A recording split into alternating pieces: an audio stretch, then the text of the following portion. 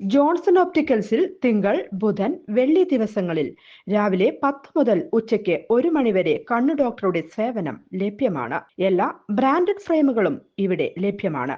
Driving ലൈസൻസിനുള്ള സർട്ടിഫിക്കറ്റുകൾ കൂടാതെ ഡോക്ടർമാർ നിർദ്ദേശിക്കുന്ന എല്ലാത്തരം കണ്ണടകളും ജോൺസൺ ഓപ്റ്റിക്കൽസിൽ നിന്നും ലഭിക്കുന്നു. ജോൺസൺ കണ്ണട വ്യാപാരം, ഡിവൈൻ ആശുപത്രിക്ക് എതിർവശം, വടക്കാഞ്ചേരി. റാപ്പർ വേടന്റെ സംഗീത പരിപാടി മാറ്റിവെച്ചതായി വിവരം. കൊച്ചി ബോൾഗാട്ടി പാലസിലെ ഓളം ലൈവ് എന്ന പരിപാടിയാണ് മാറ്റിവെച്ചത്. ശനിയാഴ്ചയായിരുന്നു പരിപാടി നടത്തേണ്ടിയിരുന്നത്.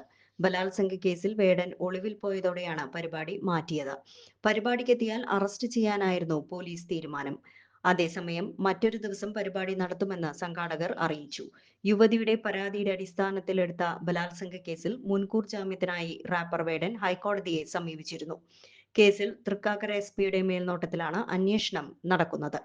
ഇൻഫോ പാർക്ക് SHOയ്ക്ക് നിലവിലെ ചുമതല. അതേസമയം വേടനുമായി യുവതിയുടെ സാമ്പത്തിക ഇടപാടുകൾ പോലീസ് സ്ഥിരീകരിച്ചു. 5 തവണ പീഡനം നടന്നെന്നും കോഴിക്കോടും കൊച്ചിയിലും ഏലൂരിലും വെച്ച് പീഡിപ്പിച്ചുവെന്നുമാണ് യുവതിയുടെ മൊഴി. ലഹരിമരുന്ന് ഉപയോഗിച്ച ശേഷം പീഡിപ്പിച്ചെന്നും യുവതി മൊഴി നൽകിയിട്ടുണ്ട്. ഇക്കാര്യങ്ങളൊക്കെ അറിയുന്ന സുഹൃത്തുക്കളുടെ പേരും യുവതിയുടെ മൊഴിയിലുണ്ട്. 2023 ജൂലൈ മുതൽ തന്നെ ഒഴിവാക്കിയെന്നും വിളിച്ചാൽ ഫോൺ എടുക്കാതെയായി എന്നും യുവതി വെളിപ്പെടുത്തുന്നു.